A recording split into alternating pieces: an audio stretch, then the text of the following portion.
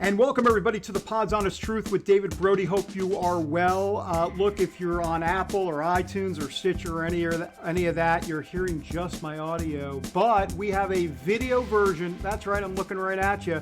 A video version as well of this podcast. We'll explain more why we wanted to do it this way as well this week here on the Pod's Honest Truth. And now I don't have the band. I know we normally talk about the band at the beginning. There's no band, just a living room behind me. And by the way, thank you very much. Dressed up today in the living room, normally in the PJs and an undershirt. But look, I believe that's where I say TMI.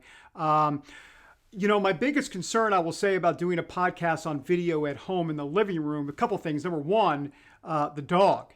I mean, look, if the dog starts barking, this podcast could go south very, very quickly, and I want to apologize for that. But the good news is the rugs are being steam cleaned. We're getting, a full detox of this house. Not that it really needed it. But the truth of the matter is, look, if you're going to do a podcast from home, you better be sparkling Mr. Clean, if you know what I'm saying. All right. Look, we're going to talk about Donald Trump and the Bible. And I know liberals are going berserk about, we know about it, right? When he held up the Bible there in front of St. John's Church, and they're just like, what in the world? It was a photo op. It was ridiculous. They were tear gassing protesters.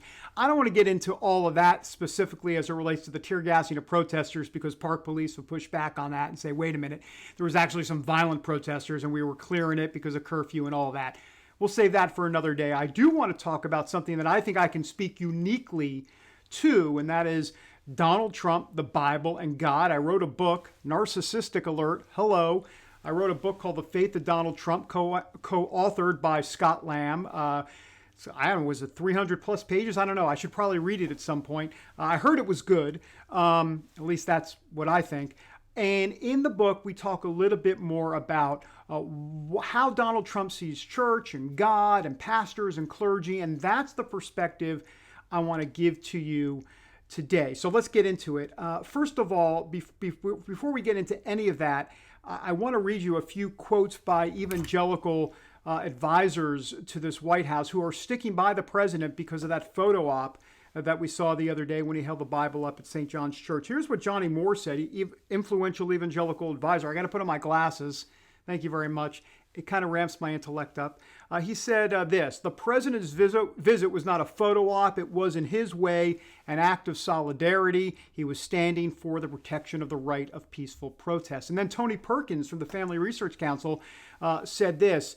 He said that holding up the Bible at St. John's Church was sending a message that we're not going into hiding and we're not going away. He went on to say that the only thing he thinks the president should have done differently is bring some pastors of different denominations, different racial, ethnic makeups, and have them lead a prayer in front of the church.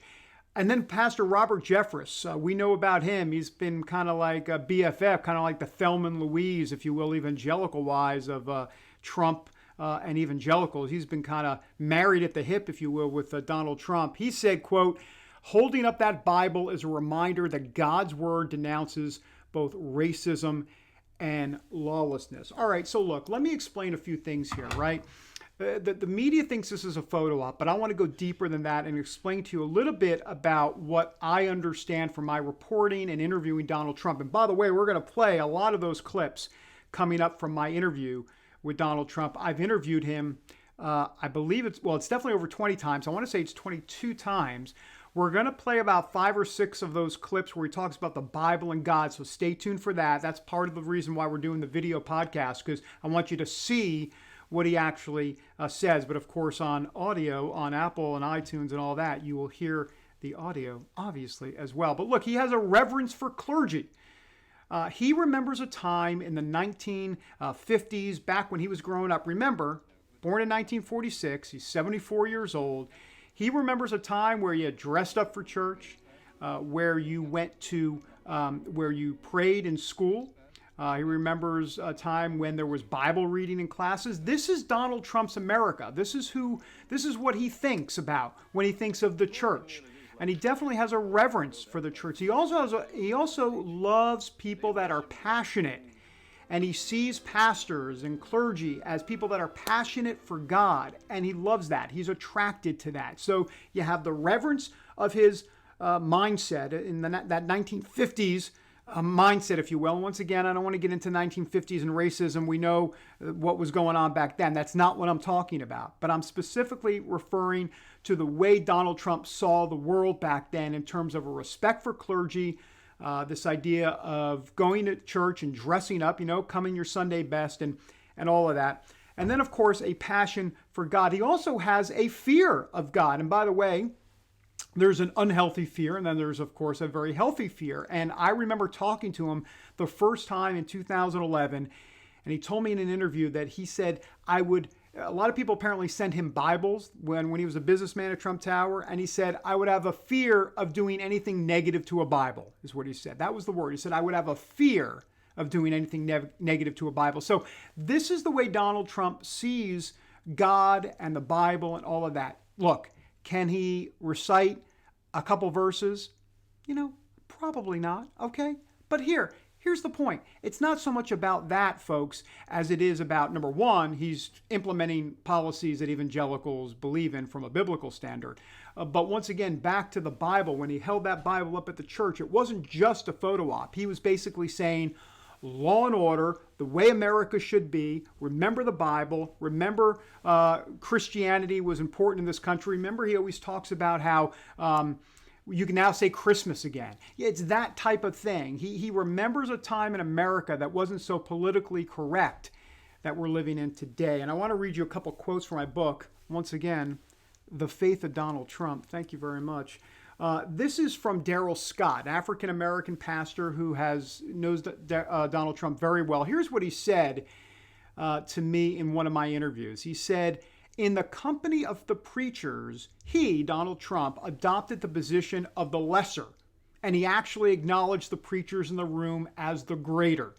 He has an old-fashioned respect for clergy. You don't see that anymore. He's got that 1950s respect for clergy. Exactly what I was saying, by the way. And then Mike Huckabee, and remember there was a big evangelical meeting back in June of 2016, when all the evangelicals weren't quite sure if they were going to support Trump, but here he was. And so Huckabee was hosting this meeting with Donald Trump. And this is what Mike Huckabee told me about that meeting. He said, quote, if you handed Donald Trump a tabbed Bible, he'd have a hard time finding John 3:16.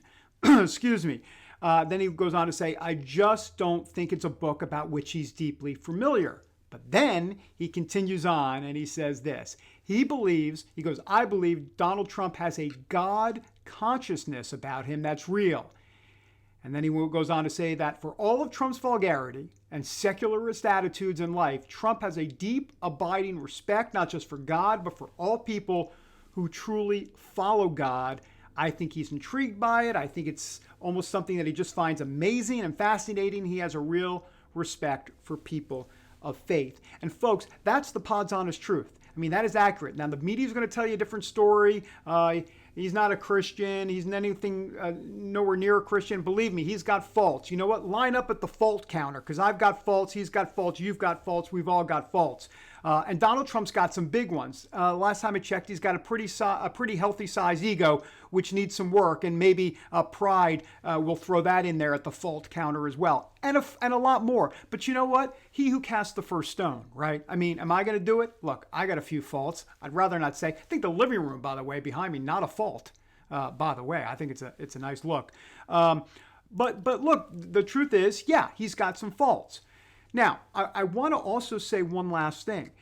When it comes to Donald Trump, did you know that he loves Christian television? Now, I don't mean my interviews at the Christian Broadcasting Network, where I work over there at CBN News. No, I'm talking about the Gaithers. Now, the Gaithers are a big old-time country gospel band. He grew up on the Gaithers. Matter of fact, Paula White, for one of his birthdays, sent him Gaithers tapes. That's right, music, Gaithers tapes. He also used to watch a lot of those sermons back in the 70s by many of those television evangelists and preachers. And Billy Graham, I'm looking at it here, he and his father would watch and listen to Billy Graham's sermons. It was either the Hour of Decision, that was the radio version, or the Billy Graham TV Classics. Him and his father would gather around. So this is kind of the context of Trump that you need to understand. So it's not just that he's going to hold a Bible for a photo op. Look, Did he want the political benefit of a photo with him holding the Bible at the church? Look, absolutely. I'm not arguing against that. And he knows that a photo holding a Bible in front of the church is a much better photo op than the church being burnt to the ground by Antifa and the other crazies. Like, he'll take that photo over the burning of the church any day of the week from a political perspective.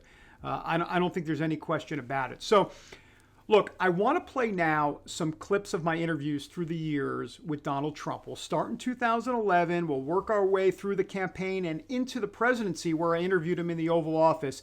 Here are a bunch of clips. They run about 4.5, 5 minutes. I want you to take a look at how he talks about God as the ultimate. He talks about the clergy. He talks about what the Bible means to him. There's so much going on here that I want you to kind of get a sense of how he views the Bible and God. And look, this just in, folks, this ain't going to be seminary, all right? Donald Trump is not going to be 4 paragraphs deep on the Bible, and a lot of people will fault him for it. But you know what? Give me a break. This is how he sees the world. This is how he sees God. This is how he sees the Bible. And there is a healthy reverence and respect that he has for preachers, the clergy, God, and the Bible. I'm not saying he's perfect. As a matter of fact, he's nowhere near perfect. But ultimately, I can't judge the heart. You can't judge the heart. And the Lamb's Book of Life is a book that only the Lamb, Jesus Christ, will write and finally decide on Donald Trump. And guess what? He'll also decide, he with a capital H, will also decide on me and you and everybody else. Anyhow, there, I'm off my evangelical soapbox, but I want you to now watch and listen, if you're on Apples and iTunes and all that, some of the interviews throughout the years with Donald Trump. Here it is. How you see God? Well, I believe in God. I am Christian. I believe very strongly in God. I think that the Bible certainly is one of, if not, I mean, it is the book. It is the thing. I was raised, and I gave you a picture just now, and perhaps you'll use that picture. I found it from a long time ago. First Presbyterian Church of Jamaica, Queens. That's where I went to church. I'm a Protestant. I'm a Presbyterian. Do you actively go to church, or is that something that is more just when you can? Right. Well, I go as much as I can, always on Christmas, always on Easter, always when there's a major occasion. And during the Sundays, I'm a Sunday church person, I'll go when I can. I understand a lot of people send you Bibles. Is that true? Well, I get sent Bibles by a lot of people. Where are all those Bibles anyhow now? Well, actually, we keep them in a certain place, a very, very nice place. But people send me Bibles. There's no way I would ever do anything to do negative to a Bible. So what we do is we keep all of the Bibles. I would have a fear of doing something other than very You mentioned in this speech just now about this note from what your note from your mom in the Bible? Yeah, Tell me about you this. know, I was speaking to the group, and the group is a group that truly believes in what is in this book. And I have my Bible, and I thought I'd bring it, and it was written. This was written by my mother, and it says, "Presented to Donald Trump on his graduation from the primary department by the Sunday Church School of First Presbyterian Church, Jamaica, New York." And it's amazing, and all written out sort of like so that I always know it's mine. But it was special, and I open it and I look at that. There's so many brilliant things in the Bible, and you can read it over, and many people have done this and they've led their life that way, but you can read it hundreds and hundreds of times. You know, David, they say great art, like the Mona Lisa. Some people, they look at it and it doesn't look as great at the beginning, and then they'll look at it. By the time they see it many, many times, it becomes the most, they can't take their eyes off it. Whereas art that's not great, you look at it, it looks beautiful at the beginning, but you get tired of it. The Bible is special. The Bible, the more you see it, the more you read it, the more incredible it is, and the more you realize. It's like a great, you could say, I mean, I don't like to use this analogy, but like a great movie, a great, incredible movie. You'll see it once, it'll be good. You'll see it, you can see it 20 times, and every time you'll appreciate it more. The Bible is the most special thing. Tell me about God. When I say God, tell me about God. What do you who is God to you? What are some of your thoughts on this? Clearly, you're a smart man, you're a smart businessman. You've contemplated this before, or have you contemplated it? I'd say God is the ultimate. You know, you look at this incredible, here we are on the Pacific Ocean. How did I ever own this? I bought it 15 years ago. I made one of the great deals, they say, ever, this piece of land. I have no mortgage on it, I will certify and represent to you. We'll see that. And I was able to, buy this and make a great deal. That's what I want to do for the country, make great deals. We have to bring it back. But God is the ultimate. I mean, God created this. Yeah. And, here's the Pacific Ocean right behind us. So, nobody, no thing, there's nothing like God. I am a Christian. I'm a Protestant. I'm a Presbyterian. I'm a total believer. I believe in the Bible. I believe in God. And I think I will help them so much with this country. It's very interesting. A couple of ministers and pastors, and I thought it was accurate. I shouldn't say this to you, but I thought it was pretty good. They said, he may not be perfect, but he's absolutely the best leader, and he's absolutely the best guy to take this country out of the morass. So he is a religious guy. He does believe. He may not be perfect, but in terms of running the country, he's perfect. I will do a great job. And they said, and therefore we support him. And these were ministers and respected people and pastors. And I think there's a lot of truth to what they said. Between us, if I didn't ask a God question, if you will, how has that spiritual journey been for you, especially being here and knowing the gravity of the office? Do you feel the need to pray more? Where are you on that? Well, I tell you what, I've always felt the need to pray. So I would say that the office is so powerful that you need God even more, because your decisions are no longer, gee, I'm going to build a building in New York, or I'm going to do that. These are questions of massive life and death, even with regard to healthcare. We're working very hard on healthcare. But there you're talking about life and death, and you're talking about better lives, people living better because they have better health care at a lower price, which we're working very hard on. So you realize these decisions are also important. There's almost not a decision that you make when you're sitting in this position that isn't a really life-altering position. So God comes into it even more so. Donald Trump, throughout the years here on the Pod's Honest Truth, I hope that gave you a sense of how he looks at God, the Bible, and things of faith and God and the spiritual realm. All right, when we come back, a discussion and a talk with, a discussion and a talk. Am I being redundant? I'm probably being redundant, but it's not the first time I've been redundant in my life, if you know what I'm saying. Jenna Ellis, senior counsel for the Trump campaign and also with the Falkirk Center down at Liberty University. She'll join us to talk about the Bible moment at church the other day with Donald Trump, and more about Judeo-Christian principles and civics in America. We're back in a moment on the Pod's Honest Truth.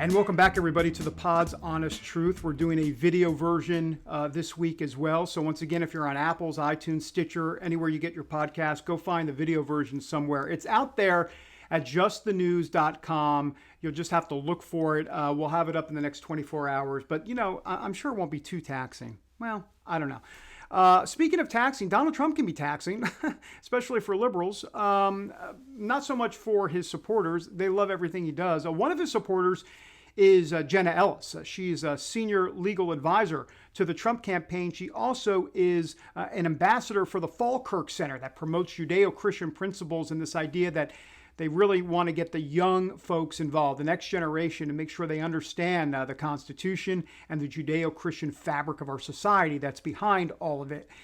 Jenna was very forceful in defending Donald Trump's Hold the Bible moment in front of the church the other day. She called it one of the most important events and a historic event, actually, and she's going to explain why in our interview. Here it is. Jenna Ellis, good to see you and hear from you as always. Appreciate you joining me here. Thanks so much for having me, David. Well, let's start with the Bible and church and Trump. And it all came together this past week. You got a lot of criticism in the media for it. And you're like, give me a break. I want you to take me through this very important moment that happened. And you've really kind of laid it out pretty eloquently out there on Twitter and Facebook and other platforms. Tell me about it. Yeah, thank you. And it's so important for all of us in America to understand these moments and these culturally defining moments in the context of history, in the context of our government system, and in the context of moral truth, ultimately. And so, when I was looking at the footage of President Trump walking over from the White House in front of St. John's Church and holding up the Bible, that was such an important defining moment in America, because we have to understand what our system of government is actually designed for. And so when we understand that our founding fathers, which by the way, a lot of them were members of clergy who were part of the church, and all of them had this same fundamental worldview standpoint and this recognition, this shared value that truth is discoverable, it's ordained by God, the reality of the human existence, and recognizing that our rights as individuals, as human beings made in the image of God, it's pre-political, pre-government. Our rights are given to us by God, our creator, not our government.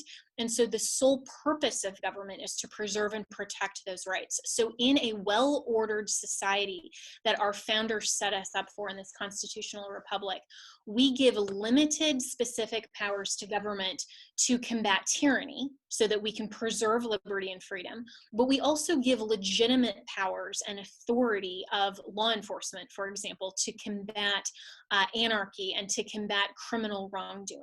And so this whole idea of legitimacy, David, is founded in an understanding of the centrality of moral virtue.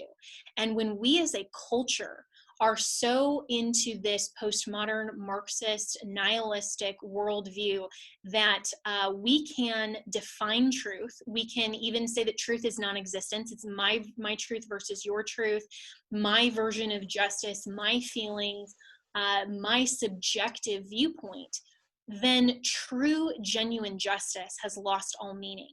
And so when we understand the value and the centrality of why the church as an institution is part of our civil society, it has a completely different specific powers that are given to church governance than are given to civil government. That's what Jefferson actually meant by separation of church and state. The civil government doesn't compel you to believe in God, doesn't compel you to attend church. That's part of our liberty and freedom. But the civil government and the church government are both founded on this understanding that moral truth is objective and it's part of the universality of the existence of humans as we share our common experience that is ordained by God. And for his own sovereign purposes, he has created the reality that we are privileged to live in. And so when President Trump, as the seat of government in America, as the leader of the free world, paid his respects to the institution of the church as a moral authority and held up the word of God, that to me was such a beautiful defining moment that is saying very clearly, truth is.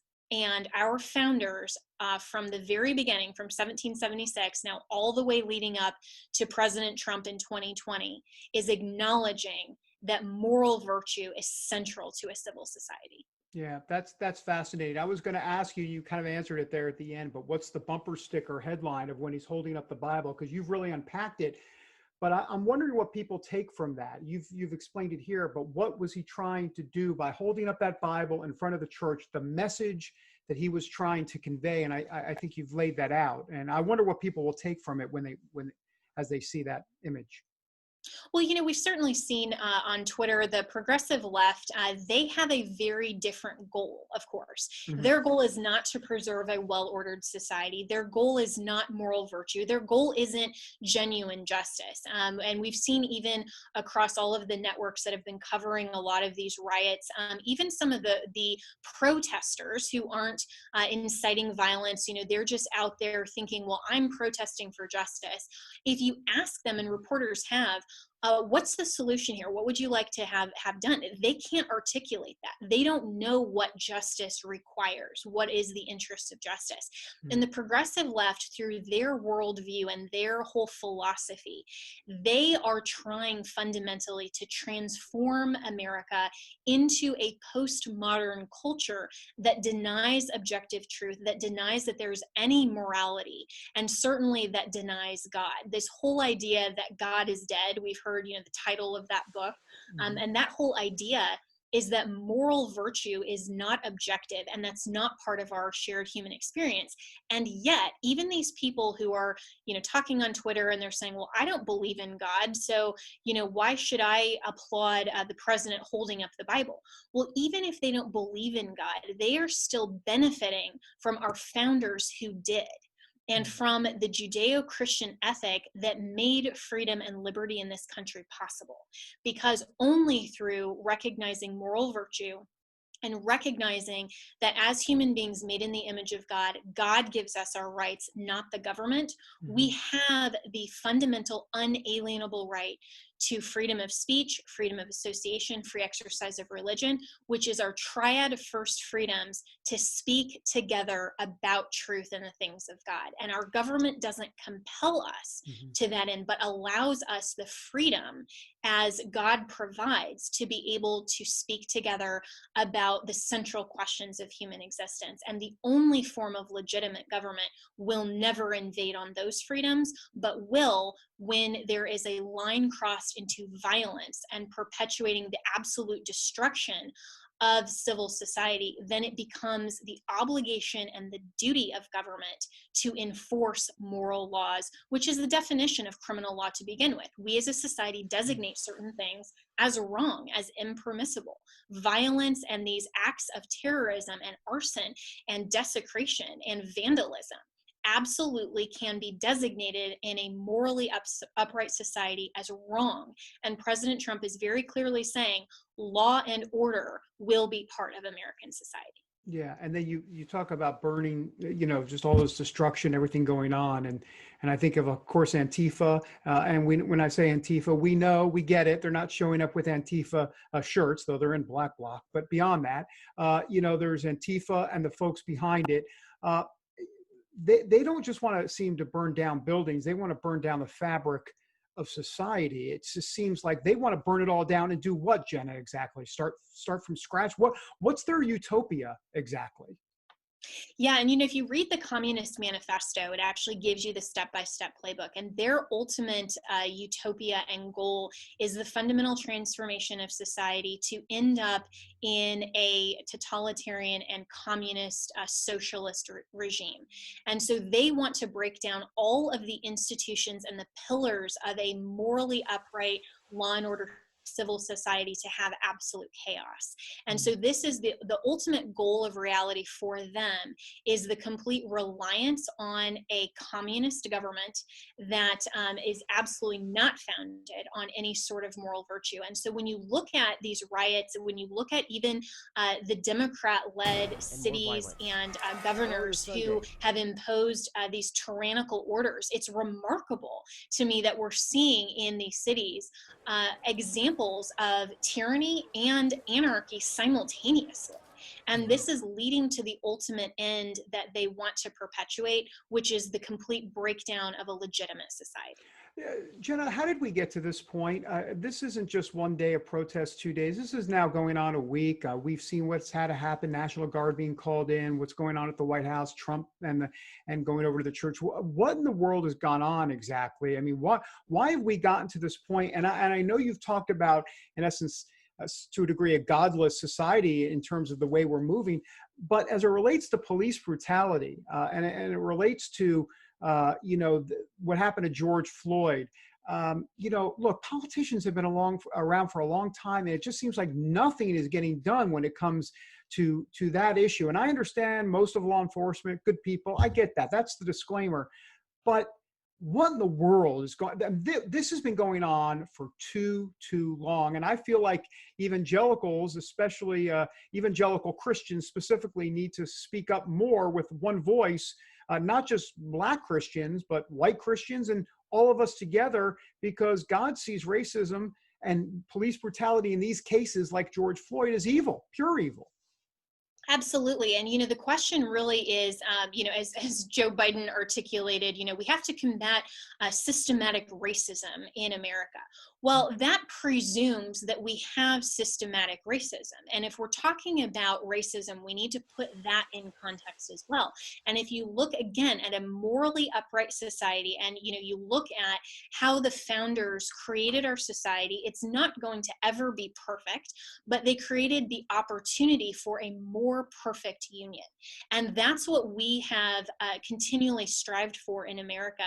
And we have, through the course of our nation's history, gotten better when we have dealt with these types of ideas and these types of problems in ways that have actually been problem solving rather than further divisiveness. So when we talk about racism, we have to go back to what is the truth behind the differences in race. Well, race is not something that actually divides us in terms of our inherent value and dignity and worth. That's the inherent injustice that so many of these righteous protesters, not the violent ones, but the ones who are genuinely outraged, and I share their outrage at what happened to George Floyd, what happens when there are instances of brutality based on race. That's the same thing as sexism. It's the same thing as ageism, as treating the unborn child as not as valuable in dignity and worth as a human being. So we have to go back to what is truth. The truth of all of this is that the Christian worldview is the only explanation that gets us to genuine equality, which is the fact that all humans, regardless of race, gender, age, any of our immutable characteristics, all of us are human beings made in the image of God, and as such have inherent dignity, value, and worth. If you look at every other philosophy, then you don't get to equality genuinely. You get to identity politics, and you get to the state, and you get to these groups that will say you are only valuable if, and they put a designation, they put a qualifier. If you are important to society, if you give back, if you are part of this group, that's what the progressive left is so divisive with. We will never genuinely combat racism or any of these constructs in society unless we get to the root of the worldview, which is to make sure that we are approaching this with truth, with biblical truth, and not with all of these false ideologies. It's a great point. I want to ask you one last question before we go, and it's this balance between rule of law and compassion, especially when it comes to the Bible. I mean, you can go to Romans 13, 1 and 2, right? About God basically giving authority to governments, and we're to heed or to listen to that authority. And so you have that rule of law, but then we know about the compassion that Jesus came and brought to this earth, and we know about biblical compassion as well. So how do you kind of look at the two as it relates to making sure rule of law is followed, but at the same time to have a compassion in the policies and principles of this nation? You've got the social justice left, who it's all about, and I put this in air quotes, compassion, though I think that can be debated for sure. But anyhow, compassion. And then you've got maybe the hard folks on the right, and there are some folks that just say, boom, boom, rule of law all the time. What's the balance here? There has to be a balance. Yeah, and that's a great question, David, because we have to go back then and look at what is the legitimate role of the civil government. And the fact that rule of law and enforcing our law actually is compassion, because it's making sure to hold people accountable for their action. It's compassion on these small business owners and these other people who have been brutally victimized, where they deserve to have the rule of law and justice be fairly and appropriately applied. And so when we take this term, compassion, or the left likes to use, humanitarianism, and, all of these other things that sound great and are great, but have to be appropriately applied, in a measured way that doesn't diminish the legitimate authority of the civil government. Because when we're looking at teaching personal responsibility, holding people personally responsible for their actions, that's actually a measure of compassion. And one of my favorite personal examples, I was a clerk for a judge in Colorado, and he was in county court, which in Colorado just deals with misdemeanors, things that aren't nearly as serious as we called it felony land, right? When you go over to the more egregious crimes.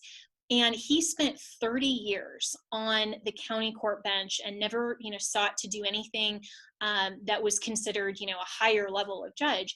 And the reason for that, and what he told me was, he said, if we can catch some of these bad actors and we can catch some of these people when they're doing things that aren't nearly as egregious as further crimes that could be perpetuated, we might have an opportunity to actually help them.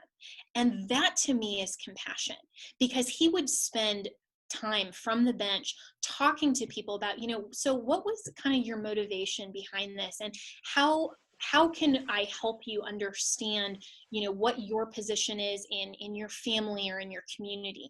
And to show that type of compassion from the civil bench, it was not him saying, I'm absolving you from all responsibility, I'm validating your criminal activity.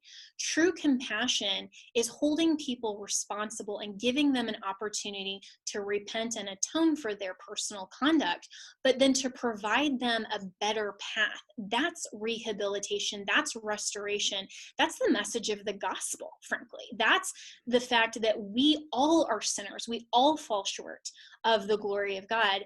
But if we can then go and enter into the world as Christians and teach this better path of personal accountability, responsibility, and the fact that we can, through a personal relationship with Jesus Christ, be on a better way of living our lives rightly and to be good citizens of our communities, of our churches, of our families. That's the message of the gospel, and that's the personal relationship with Jesus Christ. And so we have to make sure, David, that we aren't participating in this idea of separation of church and state. It's the idea that the truth, the fundamental truth and the definition coming from God, our creator, of our rights, of our civil liberties, and of moral truth and virtue and compassion in society begins and ends with the gospel message. Tell you what, God-centered politics right here from Jenna Ellis. Boy, I tell you what, I learned so much every time I talk to you. Jenna, thank you so much. I really appreciate this. Thank you so much, David. All right, that is Jenna Ellis here on the Pod's Honest Truth. My thanks to Jenna as always. Look, some final thoughts here. Why don't we just talk real quick about this biblical idea of law and order? We get it out of Romans 13, 1 and 2, as we discussed in that interview, and also biblical compassion, which is obviously throughout the Bible. The social justice folks out there, the left-wing Christians is what they're also called. They're going to talk about social justice all day. They're going to talk about Jesus and compassion. And guess what? Great. Jesus was all about compassion. However, it was not the gospel. The gospel was all about Jesus dying for our sins and giving us a path to heaven and salvation and to believe in him. That's the gospel.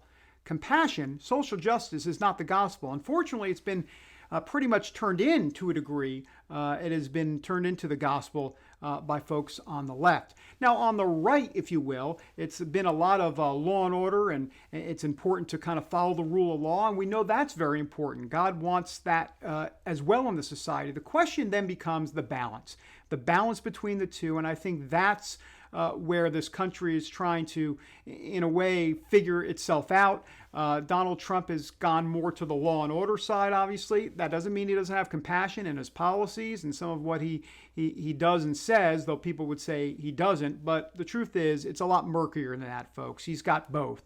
Anyhow, the point is that somehow, some way, this is all going to need to be figured out in this next election, Joe Biden versus Donald Trump. And I will say this, if anybody tells you how this thing is going to wind up, we have no clue. Remember before, we thought it was all going to be about the coronavirus pandemic, and don't get me wrong, I think a lot's going to depend on that in this upcoming election. But now we have George Floyd and the National Guard and riots and Antifa and Donald Trump with a Bible in front of a church. There are so many different layers that folks are going to judge this president on. and decide the future of this country as well. So we're going to wait to see how all of that plays out. But I wanted to give you on this podcast today, specifically, a different take, and more importantly, an accurate take on what makes Donald Trump tick when it comes to faith, how he sees the world, how he sees God, how he sees the Bible. You may not agree with it. I'm assuming if you're an evangelical Christian, you probably agree with a lot of it. But even if you're not, look, the truth of the matter is that's how he sees things. And that, at least in his view, is the Pod's honest truth. Until next time, America, we'll see you.